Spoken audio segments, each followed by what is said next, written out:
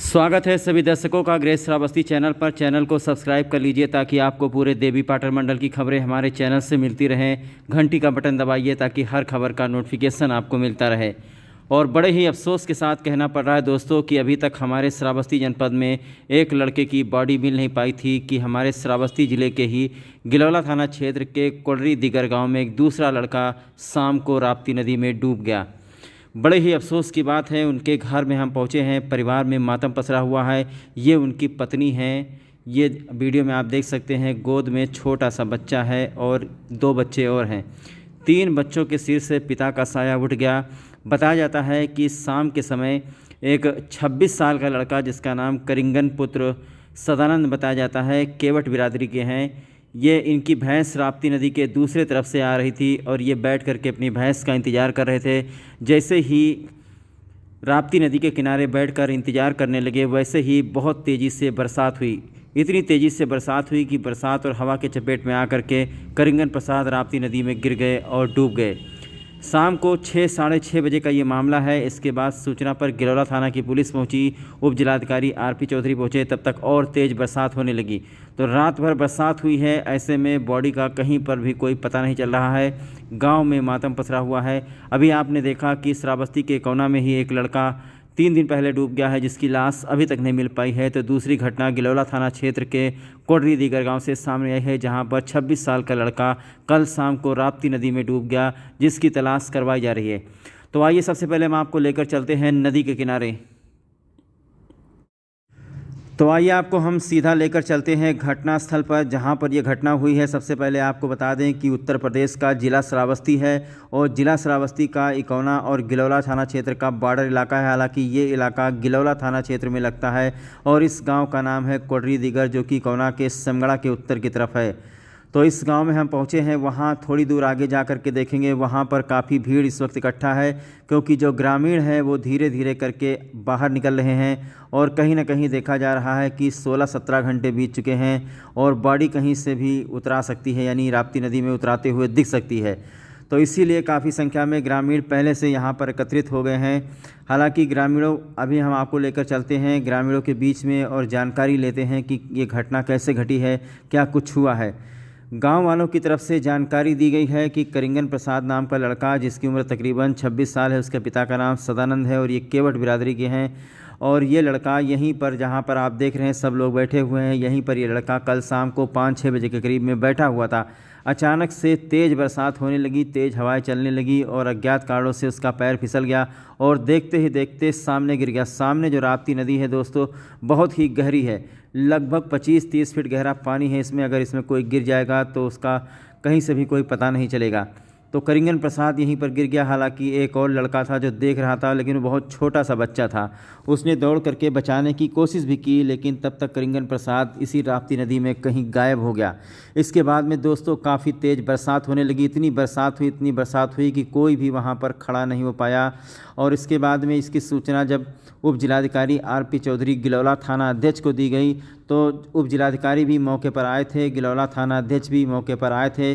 जैसे ही सब लोग यहाँ पर दौरा करने पहुँचे, जांच पड़ताल करने पहुँचे, वैसे ही तेज़ बरसात होने लगी, जिसके बाद सब लोग अपने अपने घरों में चले गए और अधिकारी वापस लौट गए। तो सुबह होते होते गांव के जो लोकल ग्रामीण हैं वो एक छोटा सा नाव लेकर आए हैं। उस छोटे से नाव पर जाल रखा गया है और इस छोटे से नाव से तलाश करने की कोशिश कर रहे हैं। हालांकि इसकी सूचना ग्राम प्रधान के द्वारा उच्च अधिकारियों को दे दी गई है। गिलौला थाना अध्यक्ष के साथ साथ उप जिलाधिकारी को तो पूरी घटना के बारे में जानकारी है ही। तो उप जिलाधिकारी के द्वारा जो हमारे मल्हीपुर में पीएससी की जो टीम रुकी हुई है, 30वीं वाहिनी बी दल जो गोंडा की है, तो 30वीं वाहिनी पीएससी की जो टीम रुकी हुई है रबड़ बोट वाली, वो इस वक्त मल्हीपुर में है। तो मल्हीपुर से वो टीम चल चुकी है। हम उसी टीम की बात कर रहे हैं जिस टीम ने कल अकबरपुर में सर्च अभियान चलाया था। शाम को हमने आपको वीडियो दिखाया था कि रबड़ बोट लगा करके तलाश कर रहे थे। तो वो टीम इस वक्त हमारे ज़िले में ही रहती है और मल्हीपुर में है, मल्हीपुर से चल चुकी है। लेकिन उससे पहले ग्रामीण चाहते हैं कि जो लोकल तरीका है वो लोकल तरीका अपना करके किसी प्रकार से करिंगन प्रसाद की बॉडी को बाहर निकाला जा सके। तो लोकल गोताखोर हैं, लोकल नाव यहाँ पर छोटा सा मंगाया गया है जो हाथ से चलाया जाता है और इसमें जाल रखा गया है। जाल फेंका जाएगा और हो सकता है कि सफलता हाथ लग जाए। जब तक पीएससी की टीम नहीं पहुँचती है तब तक इसी तरीके से ग्रामीण तलाश करने की कोशिश करेंगे। तो बड़ी ही दुखद घटना घट गई हमारे श्रावस्ती जनपद के गिलौला में। एक तरफ इकौना में 3 दिन से एक लाश नहीं मिल रही है, तो दूसरी तरफ 15-16 घंटे बीत गए हैं, यहाँ पर करिंगन प्रसाद की लाश नहीं मिल रही है। करिंगन प्रसाद शादीशुदा हैं, 3 बच्चे हैं जिनके सिर से पिता का साया उठ गया, पत्नी विधवा हो गई, परिवार बहुत ही गरीब है। सरकार को चाहिए कि इस परिवार को उचित मुआवजा दिया जाए क्योंकि परिवार बेहद ही गरीब है। तो जो गांव के लोग हैं वो अपना जो नाव होता है गांव में, वो लोकल नाव लेकर के इस वक्त जहां पर तलाश कर रहे हैं करिंगन प्रसाद, वहीं पर डूबा है।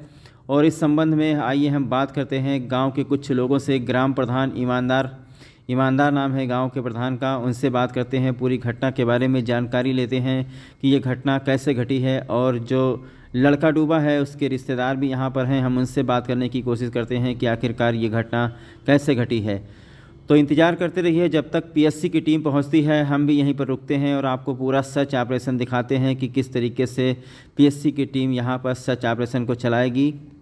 लगभग 16 घंटे बीत चुके हैं, बॉडी नहीं। प्रधान जी, आपके ग्राम सभा में कोई लड़का डूब गया है? जी हाँ। कैसे क्या हुआ है बताइए। करिंगन आए रहे, बैठ रहे, पानी बरसे लाग, आंधी बौंदर आवा, वही में गिर गया। अच्छा, नदी में गिर गया? नदी में। लड़के की उम्र कितनी? लगभग वही 35 साल। नहीं और कम नहीं, और कम है 32। अरे 32 साल है। अच्छा, तो ये घटना कब हुई है? कल वही लगभग 6:30 बजे। 6:30 बजे। तो आपने शाम को प्रशासनिक अधिकारियों को सूचना दी थी? हाँ, सूचना दी, थाने पे दिन सूचना, एसडीएम साहब को दिन सूचना, गिलौला थाने पे? हाँ, गिलौला। यहाँ आए सब कोई। अच्छा। मौके पे तो रात में निकाले, स्टीमर वाले कोई नहीं आए। आज क्या बताया गया है? कोई राहत टीम, रेस्क्यू टीम आ रही है? हाँ, आ रही है। जय जय राम। लड़का आपका कैसे डूबा? हमारा लड़का तो मेरी लड़के का भाई है कि ढोल पलावे, तो भाई चला गया दूध लगावे लाग, दूध वहाँ लगा तो हम वहाँ निकले देखा पत्थों पर, तो उससे तैरत देखा तो बूढ़ा धोखा देखा तो थोड़ी कूद के बूढ़ के वहाँ बूढ़ी बह। कितने बजे का मामला है? 6 बजे का। चुप रहो। कितने बजे का मामला है? 6 बजे का। शाम का? हाँ। आपने अपनी आंखों से देखा डूबते हुए? हाँ, अपनी आंखों से देखा था। अच्छा, लड़का कितने साल का है?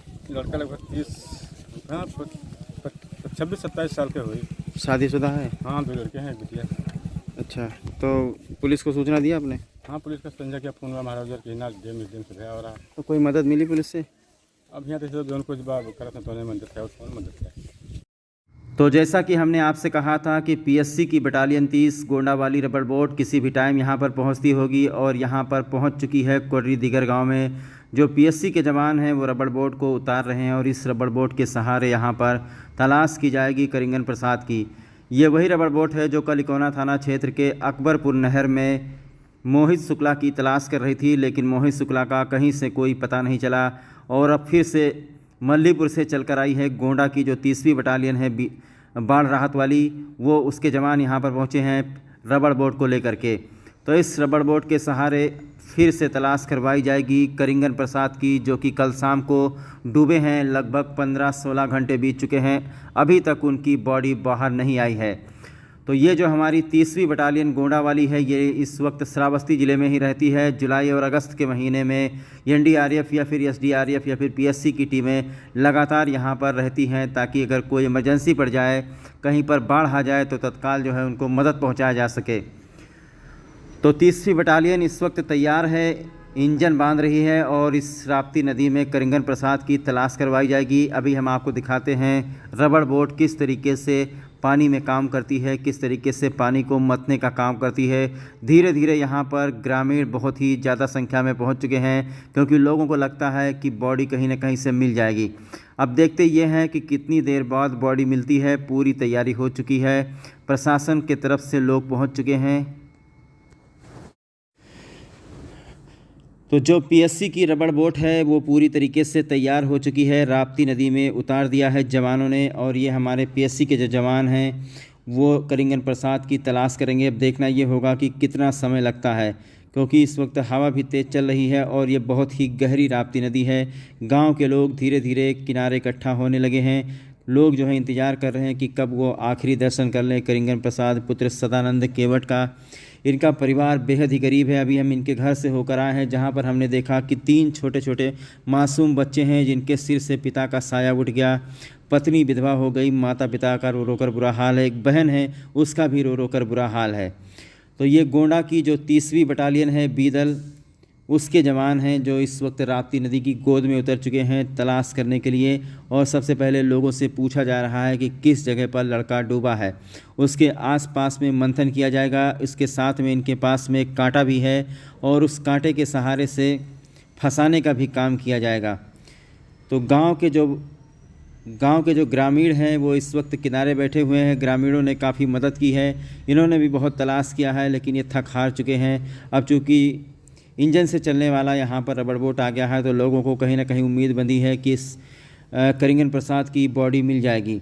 बहरहाल आप लोग जुड़े रहिए ग्रेट श्रावस्ती चैनल के साथ। जिन लोगों ने चैनल को सब्सक्राइब नहीं किया है वो लाल बटन दबा करके चैनल को सब्सक्राइब कर लें। और इस खबर पर जैसे ही कोई अपडेट मिलती है, जैसे ही करिंगन प्रसाद की बॉडी बाहर आती है, वैसे हम आपको उसका फ़ोटो और वीडियो श्रावस्ती चैनल के ग्रुप में अपलोड कर देंगे। फ़िलहाल अभी देखना ये होगा कि कितना समय लगता है। जो PSC के जवान हैं वो अपना काम करने लगे हैं, इस राप्ती नदी के किनारे मंथन करने लगे हैं। इस तरीके से गोल गोल मतने से अगर कोई चीज़ अंदर होता है तो वो बाहर आ जाता है। इस रबड़ बोट के ऊपर जो जवान बैठे हुए हैं उनको बहुत सारे तरीके आते हैं, किस चाल में चलाना है, किस तरीके से मथना है, किस तरीके से निकालना है। बहरहाल अब देखना ये होगा कि करिंगन प्रसाद की बॉडी आज मिल पाती है या नहीं मिल पाती है। और दूसरी तरफ आपको बता दें कि अकबरपुर नहर में जो मोहित कुमार शुक्ला लड़का डूबा था, आज 3 दिन हो गया है, उसकी बॉडी भी अभी तक सरयू नहर से बरामद नहीं हुई है। दोनों जगह में से किसी जगह पर अगर लाश बाहर निकलती है तो ग्रेट श्रावस्ती चैनल आप लोगों को सबसे पहले खबर दिखाएगा। आइए आपको दिखाते हैं रबड़ बोट।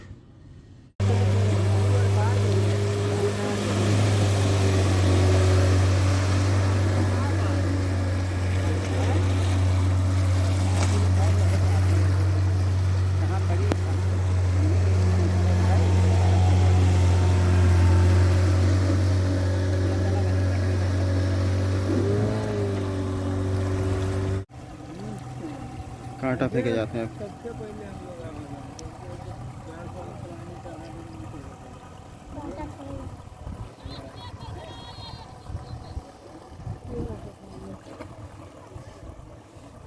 बहुत मजबूत चलेगा जब कांटा फेंकेंगे तो।